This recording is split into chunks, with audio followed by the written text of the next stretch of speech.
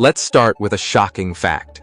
The video game industry generates over $200 billion annually, making it larger than the film and music industries combined. Globally, more than 3 billion people play video games, and for many, gaming is not just entertainment. It is a lifestyle.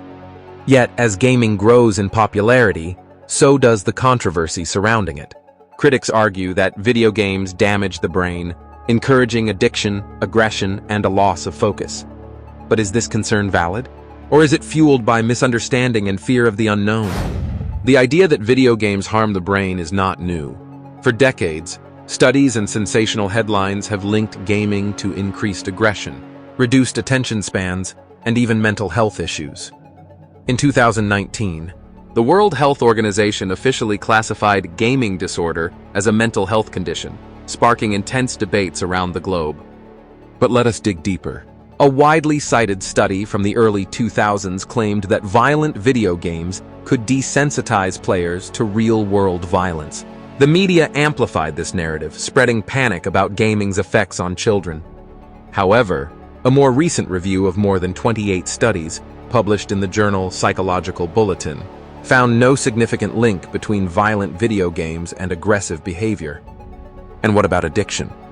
It is true that some players struggle to regulate their gaming time, but the actual percentage of people affected is surprisingly low, roughly 1 to 3% of gamers.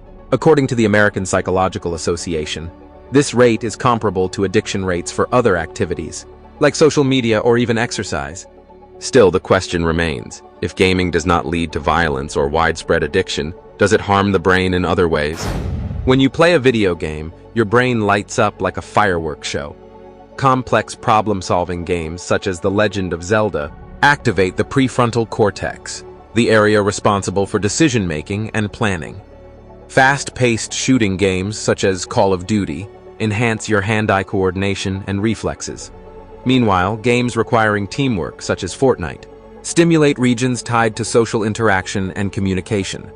However, not all effects are positive. Prolonged gaming can lead to overstimulation, the brain's reward system, the same system activated by food.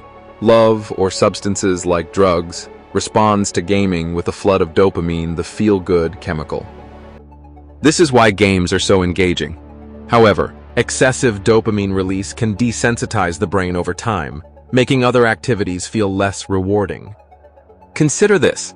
A study published in Nature found that heavy gamers show reduced gray matter in the hippocampus, the brain region linked to memory and spatial navigation. But here's the twist. The same study revealed that certain types of games, especially those involving strategic thinking and exploration, actually increase gray matter in the hippocampus. It is not gaming itself that determines the outcome. It is the type of games played and how gaming habits are balanced. So, are games harmful? The answer is not black and white.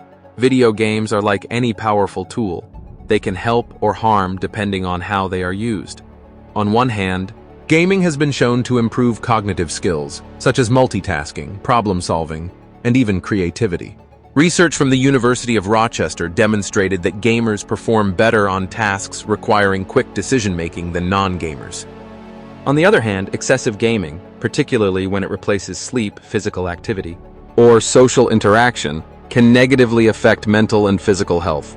Studies show that heavy gamers are more likely to experience anxiety, depression, and reduced academic performance. However, these outcomes are often tied to broader lifestyle factors, not gaming alone.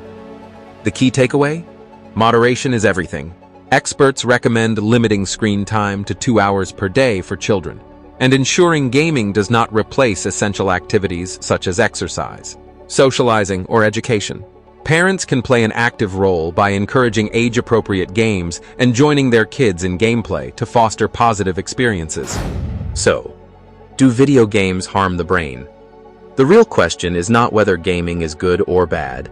It is how we choose to interact with it. Gaming, like any other form of media, holds incredible potential for both benefit and harm. It is up to us to harness its power responsibly. Thank you for watching. If you found this video insightful, let me know your thoughts in the comments. Do you think video games harm the brain? Or do their benefits outweigh the risks? Do not forget to like, subscribe, and hit that notification bell for more deep dives into the science behind everyday debates.